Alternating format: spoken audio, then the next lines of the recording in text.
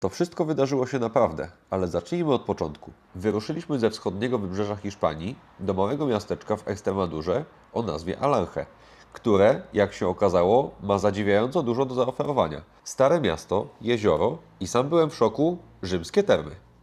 Od tych właśnie atrakcji zaczęliśmy pierwszy dzień. Termy rzymskie.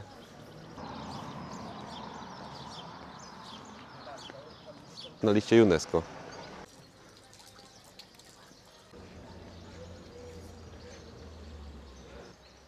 Nie wiem, czy mam rację w 100%, ale wydaje mi się, że jest to klon i porobili tak jak w brzozie, bo z brzozy sok też się zbiera, a tutaj chyba syrop klonowy będzie robiony. Takie mam przeczucie. Każde z drzew ma woreczki.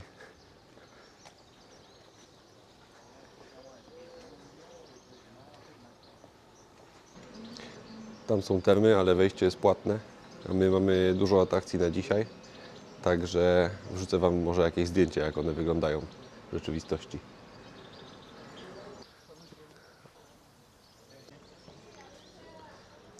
Hotel w randomowej miejscowości w Hiszpanii, w najmniej odwiedzonym regionie, a wygląda jak jakiś Grand Budapest Hotel. Albo hotel w Alpach. Zobaczcie, ile gniazd.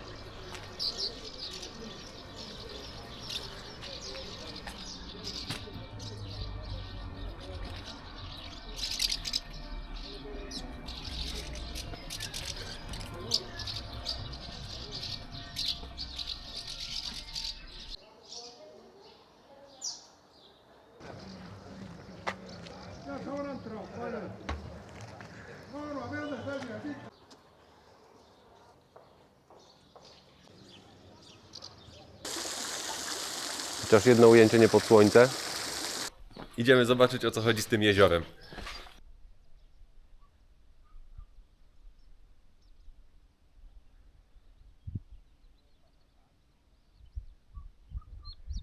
Chłopaki moczą kija.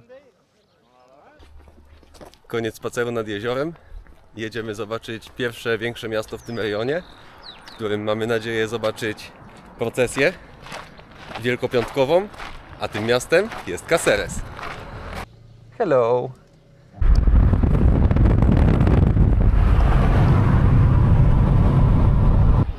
Dojechaliśmy. Parking znaleziony, auto zaparkowane. Idziemy. Ale dlaczego my w ogóle jesteśmy w tym Caceres? O co w ogóle z nim chodzi? No więc chodzi o to, że w regionie, w którym się znajdujemy, czyli w Ekstremadurze, jest to jedno z trzech największych miast, razem z Meridą i Badajoz, do których pojedziemy jutro. No, a Caceres jest szczególne jeszcze dlatego, że jego stare miasto jest wpisane na światową listę dziedzictwa UNESCO. Także pójdziemy zobaczyć, co tam znajdziemy. Wejście główne do seminarium.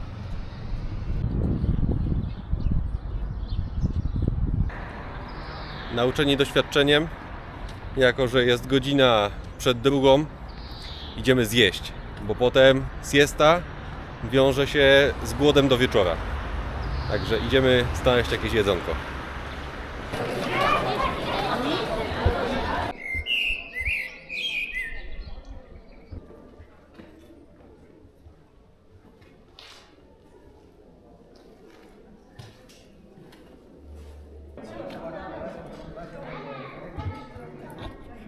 Ma tutaj swój pomnik Święty Piotr i podobno potarcie tego pomnika, potarcie jego stóp będzie świadczyć o tym, że ktoś będzie miał szczęście, być może modli się o coś, być może potrzebuje czegoś, potrzebuje, żeby ktoś się za nim wstawił. I tutaj właśnie Święty Piotr wyciąga swoją pomocną dłoń albo stopę. Tutaj statua Świętego Piotra i jego stopy. Na wszelki wypadek nie zaszkodzi.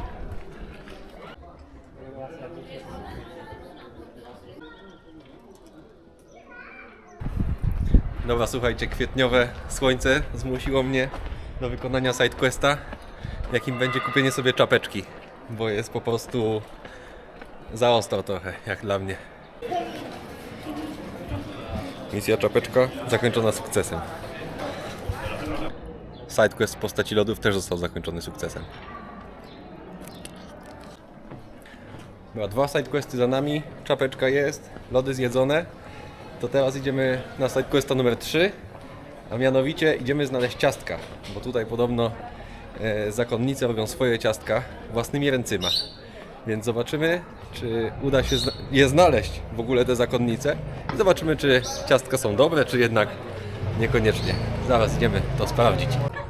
Okej, krótko mówiąc, przez Wielkanoc nie otwierają. Także przypał. No, tutaj pozamykana droga, będzie szła procesja. Dobra, sidequesty numer 1 i 2 zakończone powodzeniem, trzeci niepowodzeniem.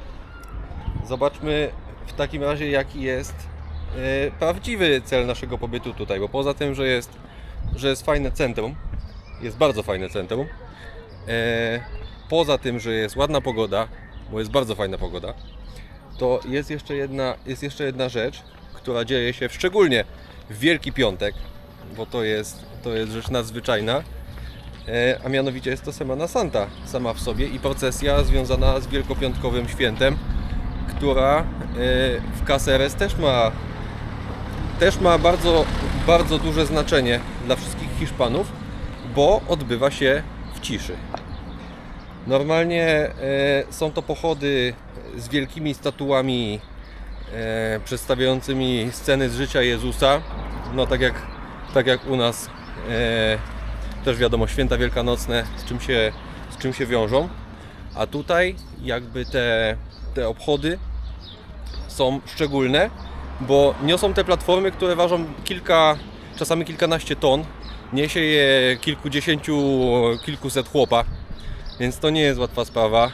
Zaangażowane są w to całe rodziny, orkiestry. Jest naprawdę z dużą pompą to zrobione.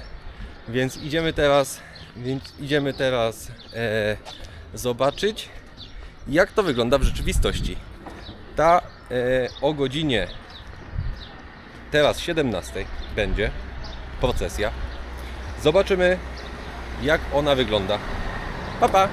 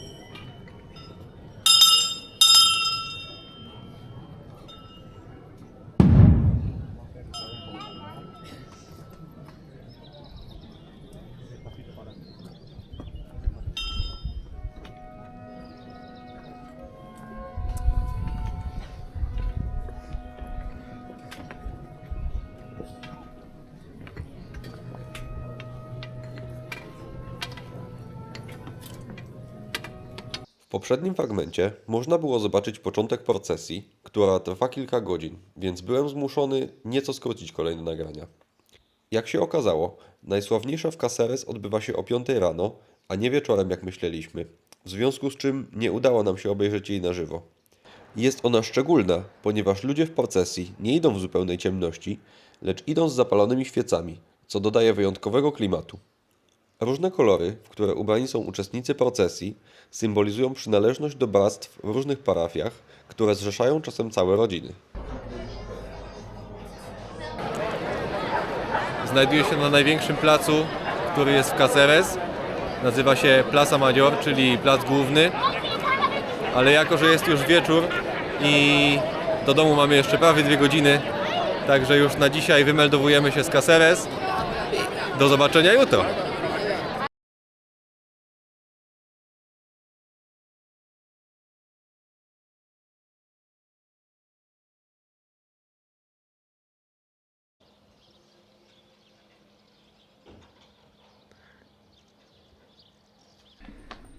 Dzień dobry, dzień dobry. Początek dnia drugiego. Dzisiaj w planie wycieczka, tak dla odmiany. Jedziemy do miasta, do 2 miast. Jednego miasta przy granicy z Portugalią, Badajoz, oraz do miasta, o którym Wam powiem potem. Na razie przerwa na kawę. No, wypiliśmy kawę i mamy nową aktualizację, właściwie 2. Pierwsza jest taka, że wczoraj prawdopodobnie cały dzień chodziłem z wyłączonym mikrofonem i się nagrywało tylko na mikrofonie z kamerki, więc zobaczymy, czy mnie zrozumiecie w ogóle. A druga rzecz, to podjęliśmy odważną i męską decyzję, że zamiast jechać najpierw do Badajoz, pojedziemy do Portugalii i wracając zahaczymy o Badajoz i o tajemnicze wciąż miasto, o którym jeszcze nie mówiłem dzisiaj, bo wczoraj chyba tak. Także ahoj Portugalio, jedziemy.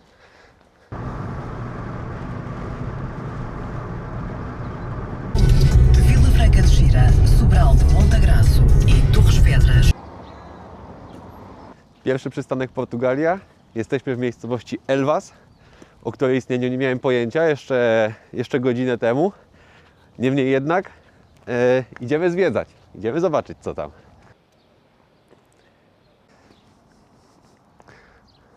Portugalska mozaika.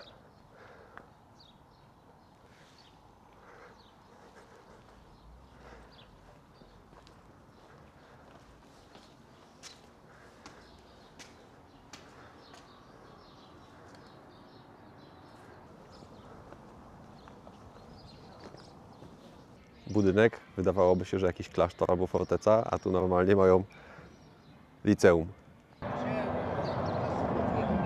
Jak się okazuje, Elvas było albo dalej jest fortecą. Bo jest ogrodzone murami ze wszystkich stron. Poważna sprawa.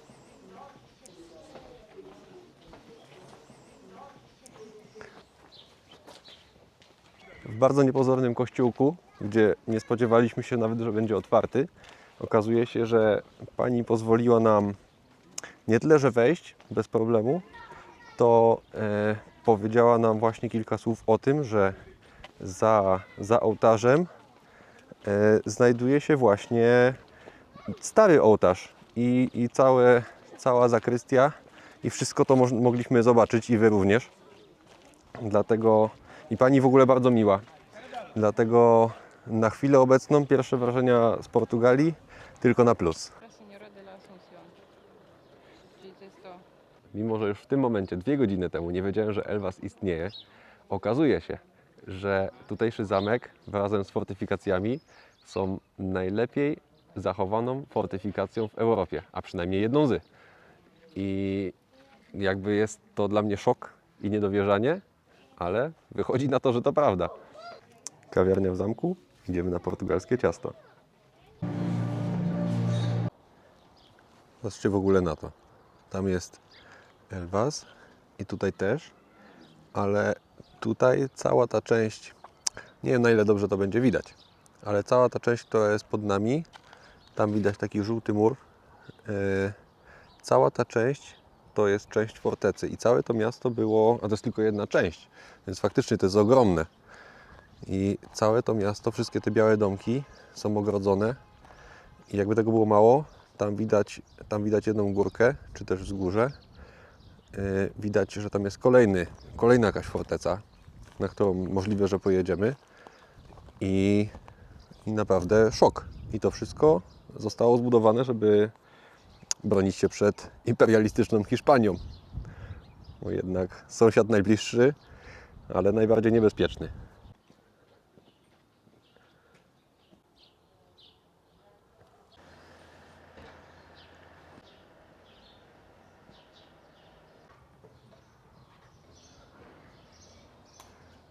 No i tu jest porządne auto. Portugalia wie, o co chodzi.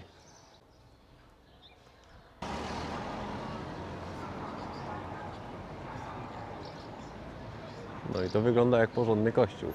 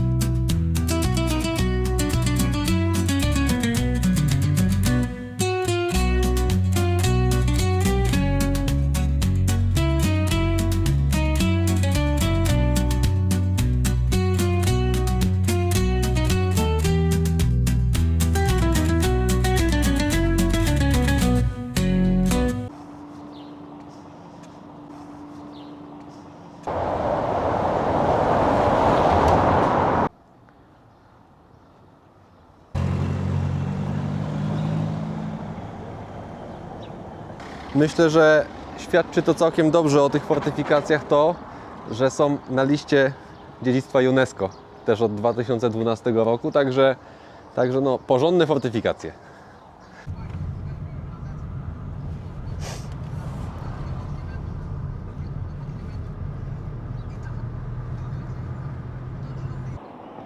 Za mną akwedukt w Elvas, który wygląda jak rzymski, ale rzymski nie jest, bo jak się okazuje, zbudowali go w XVII wieku, po tym jak wielokrotnie Elvas przez lata zdarzało się, że nie mieli podczas oblężeń lub latem, zwykłym latem, nie mieli wody, więc zbudowali taki akwedukt, który ma podobno 7 km, w wysokości w najwyższym punkcie 30 metrów, niemniej jednak jest imponujący. Zobaczcie, jak wygląda.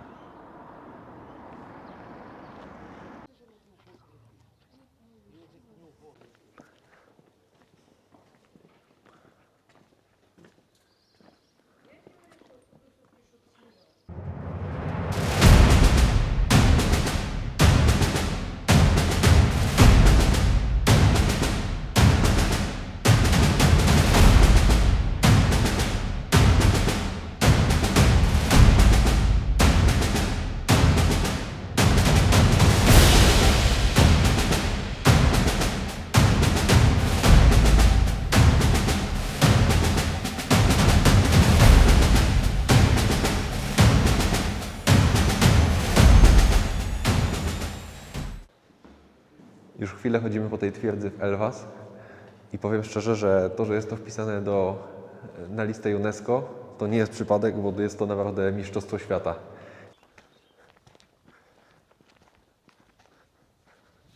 Te domeczki wyglądają trochę jak ze Squid Game, z tymi schodami kręconymi.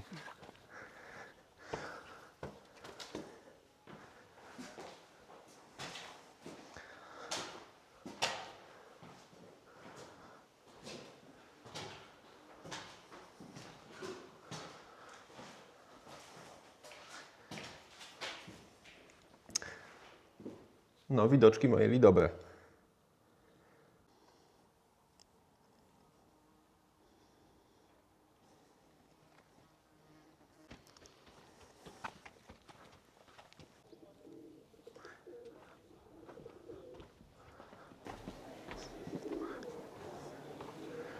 Wchodzimy do środka. Część centralna fortecy. O, a tutaj tu byliśmy przed chwilą. Kopuła.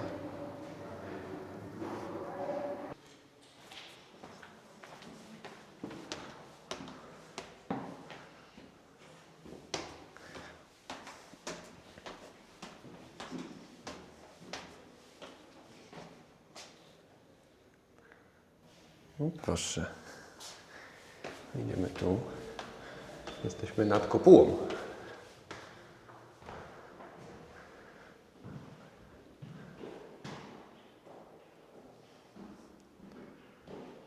Smok. Jakaś legenda pewnie. Niestety do portugalskiego jeszcze nie dotarłem. Jakaś lekcja historii.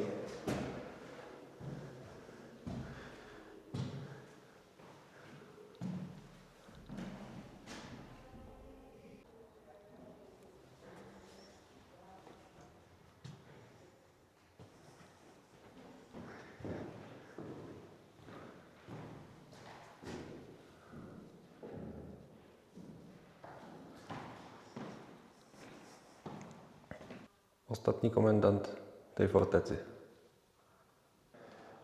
Skala porównawcza, jak wygląda ten fort, w którym jesteśmy. No, wygląda jak rozgwiazda.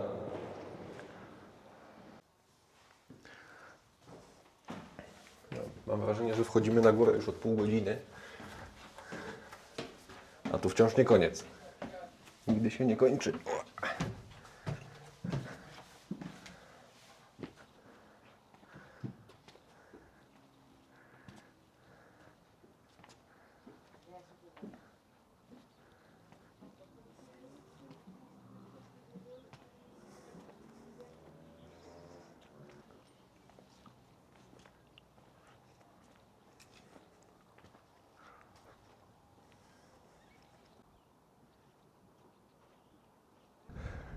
Z tego miejsca żegnamy się z Elvas, żegnamy się z Portugalią. Czas wracać do Hiszpanii i następne miasto Badajoz.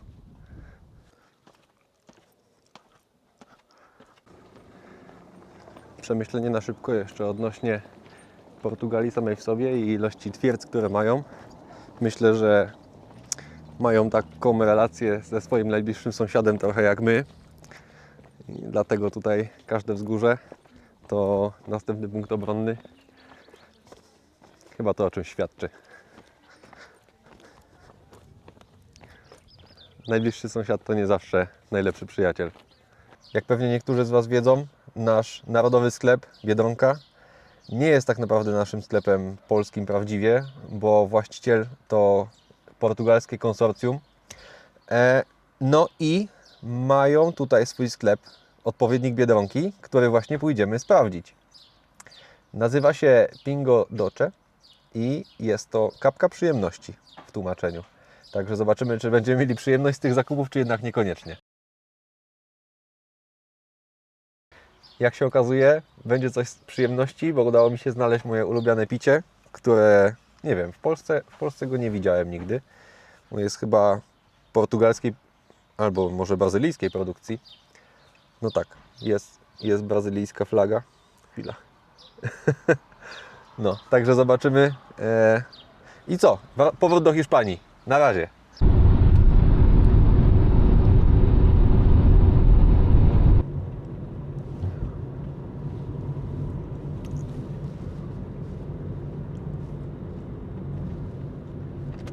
Udało nam się zaparkować na obrzeżach miasta Badajoz, które mieliśmy zaplanowane na, może nie na większą część dnia, ale przez to, że w Portugalii chcieliśmy spędzić godzinkę max 2, a wyszło ponad 5, to będziemy musieli trochę skrócić pobyt tutaj. Dlatego pokażemy Wam w pigułce, co tutaj jest. A najważniejszą częścią jest zamek z IX wieku, który nazywa się Alcazaba i jest to jedna z największych twierdz arabskich w Europie z IX wieku. rozmawiając ze znajomymi w pracy, pytali mnie, dokąd jedziemy. Mówili, że Extremadura, tam nie ma w sumie nic ciekawego. Tam nic nie ma. To jest opustoszała część Hiszpanii. Jak dla mnie nie brzmi jak opustoszała po harmidrze i po budynkach, które tutaj są. Zobaczcie sami.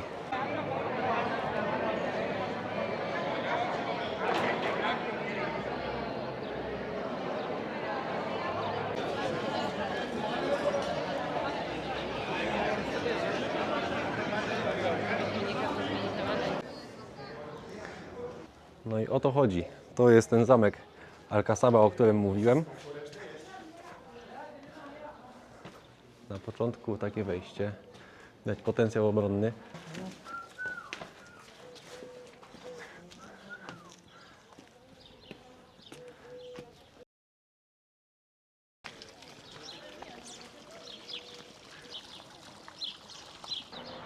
Patrzcie, tutaj są śmietniki, więc akurat nic fajnego, ale tutaj wszystko to jest właśnie ta forteca arabska. Tutaj jakby zobaczcie, jakie to jest ogromne. Tutaj cały parking się zmieścił. Tam pomiędzy drzewami widać gdzieś jakieś mury, jakby plac zabaw. Zobaczcie, ile drzew. Jaki jest klimacik. I to wszystko panowie Arabowie sobie dawno temu zmontowali.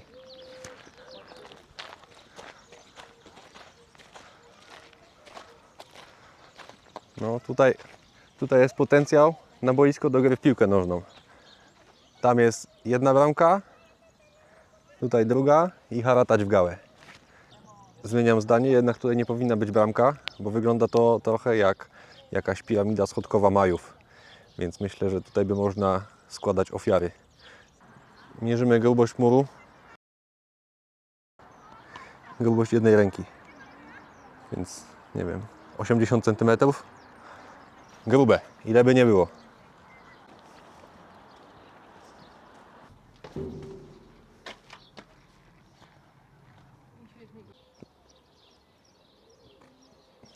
Jeszcze warto wspomnieć o tym, co nie zostało dzisiaj jeszcze powiedziane, a mianowicie sytuacja pogodowa.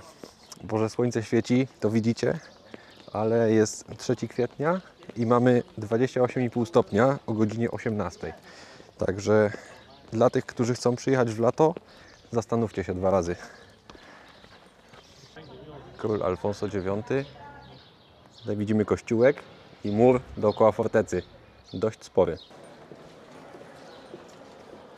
Podobnie jak Elvas w Portugalii, Badajoz było świadkiem wielu bitew i wielu wydarzeń historycznych na przestrzeni wieków. No bo po stronie portugalskiej Elvas, po stronie hiszpańskiej Badajoz i zaraz za rzeką, która przepływa przez Badajoz, mamy już Portugalię. Więc tutaj przez wiele lat było to bardzo gorące środowisko.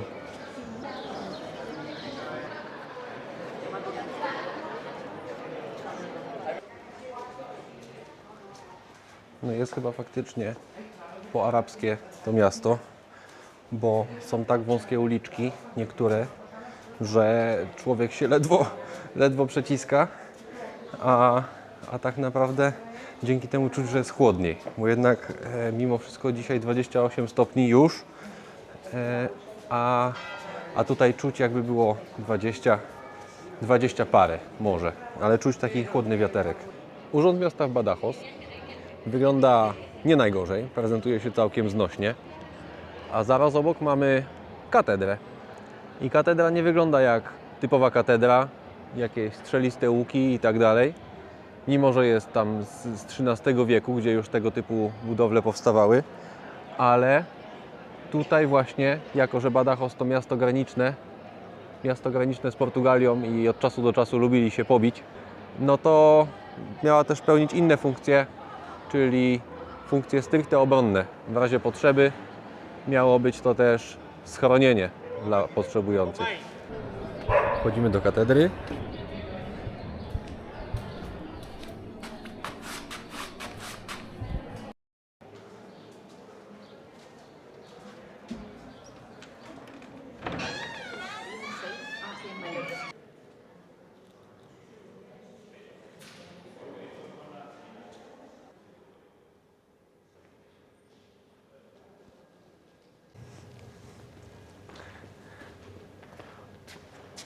tej strony widzieliśmy katedrę na żywo.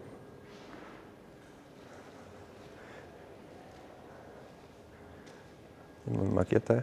Nie muszę tyle kroków dzięki temu robić. Zobaczcie, te nawet pomarańcze są. O.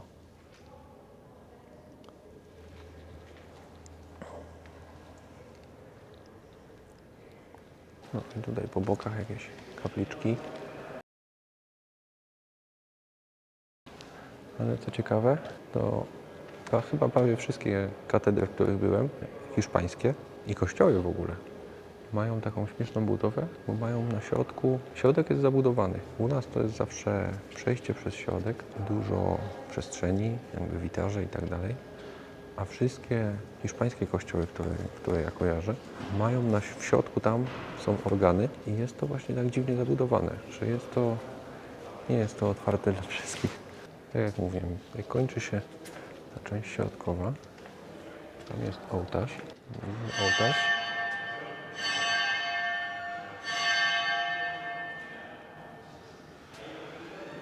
I tutaj jest część, gdzie jest chór. Tutaj jest różne płaskorzeźby, święci, apostołowie. Miejsce nie wiem, dla księży, ministrantów. Myślę, że to duży kościół, także tam na górze tutaj też organy. I tutaj jest jakby przeznaczone, takie to daje wrażenie, jakby kościół nie był przeznaczony dla wszystkich ludzi świeckich, tylko właśnie dla ludzi związanych z kościołem.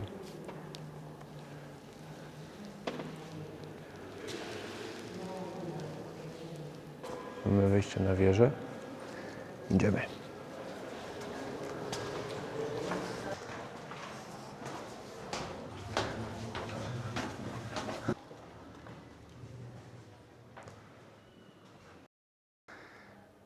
Wygląda jak mieszkanie w Krakowie za 3000. Łazienka u sąsiada. Dziura w podłodze. Wszystko gra. Dużo się nie pomyliłem. Do roku 70 mieszkał tutaj ostatni dzwonnik w tej katedrze. Tutaj zegar, a tutaj jego mechanizm stary. Kiedyś było potrzeba tyle żelastwa, żeby to chodziło tak jak powinno, a dzisiaj jeden kabelek.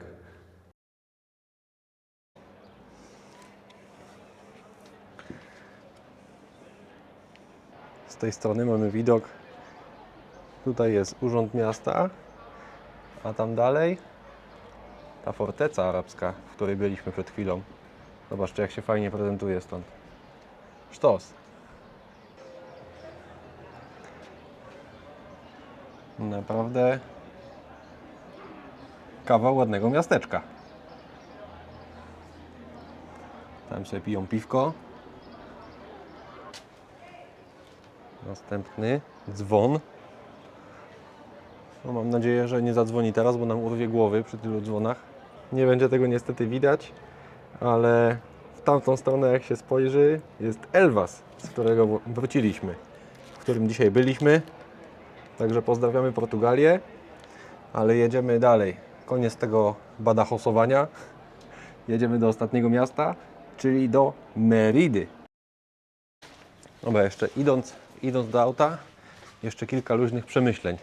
Jakby tutaj po spędzeniu paru godzin w Portugalii, które się nasunęły. Po pierwsze, Portugalia dużo droższe paliwo.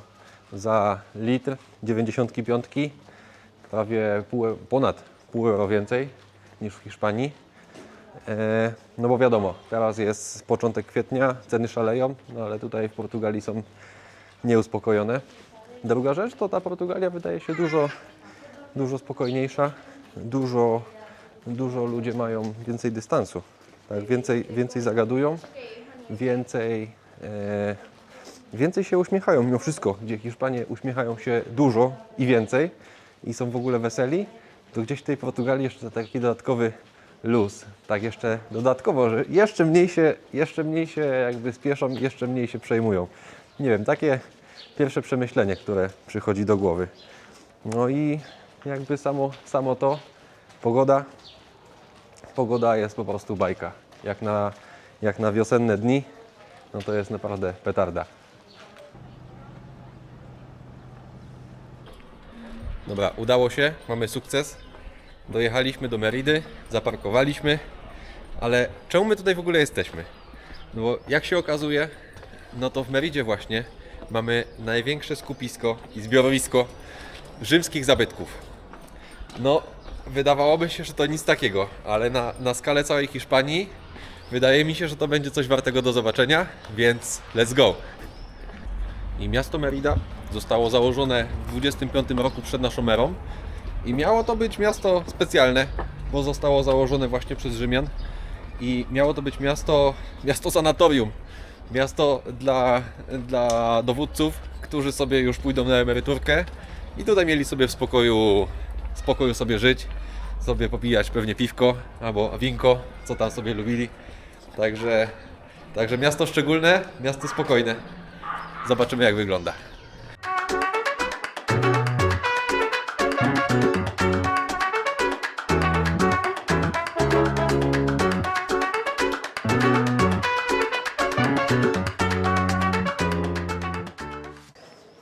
Przypadek rządzi ludzkim losem. Stwierdziliśmy, że pójdziemy, bo jest już trochę późno, że pójdziemy zapytać w tym amfiteatrze, czy jeszcze jest szansa, żeby się dostać. Pan nam powiedział, że jeszcze teoretycznie jest otwarte przez 20 minut, ale zaproponował nam, że zamiast tego możemy pójść na nocne zwiedzanie. Więc wzięliśmy jakiś pakiet zwiedzania nocnego na nie wiemy co dokładnie. Myślę, że amfiteatr czy teatr rzymski. No i zobaczymy, co jest w cenie, bo nie wiemy. Proszę, butik erotyczny. Wow! Jesteśmy właśnie przed świątynią Diany, która została tak nazwana, bo jak się okazało, sam kompleks został zbudowany na cześć jednego z dwóch cesarzy. Historia jeszcze nie doszła do tego i może nigdy nie dojdzie. Ale Diana to było bóstwo, które przyszło im do głowy jako pierwsze, więc tak nazwali ten kompleks. Także pozdrowienia dla Hiszpanów za ładne nadawanie imion.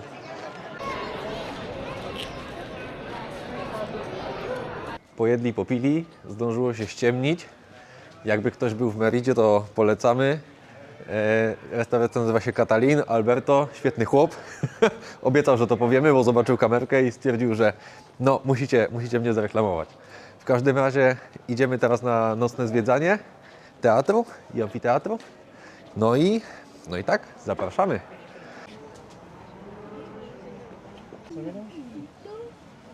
Jak się okazało podczas zwiedzania, różnica między teatrem a amfiteatrem jest diametralna. Amfiteatr to tak naprawdę arena pełniąca funkcję stadionu, kina akcji i cyrku w jednym. Przykładem może być arena do walk gladiatorów, którą kojarzymy z filmów. W tym momencie możecie poczuć się jak gladiator, bo właśnie na taką arenę wchodzimy. Wyobraźcie sobie tysiące osób krzyczących dookoła, adrenalina, może nawet strach przed nadchodzącą walką.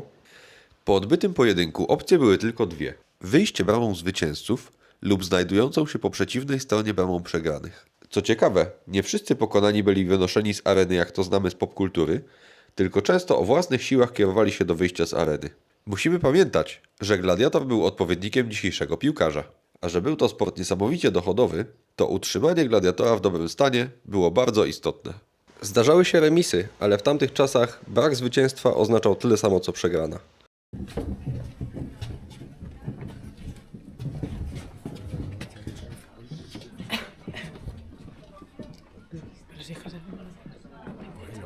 Teatr natomiast to kompletnie inna sprawa. Tutaj nie liczyła się akcja, tylko sztuka w czystej formie. Muzyka i śpiew, teatr, taniec i pantomima. Teatr w Meridzie, który mamy przed sobą, dalej pisze swoją historię. Każdego roku ma tutaj miejsce wiele wydarzeń filmowych, muzycznych i teatralnych, więc jeśli chcecie, i wy możecie stać się jego częścią.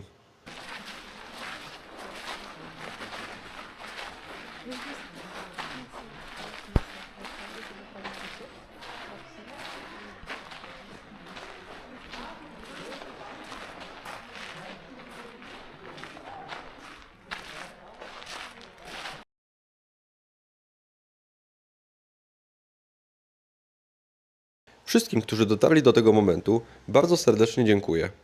A jeśli macie ochotę na więcej, to zapraszam do obejrzenia drugiej części z tej wycieczki, która ukaże się już wkrótce.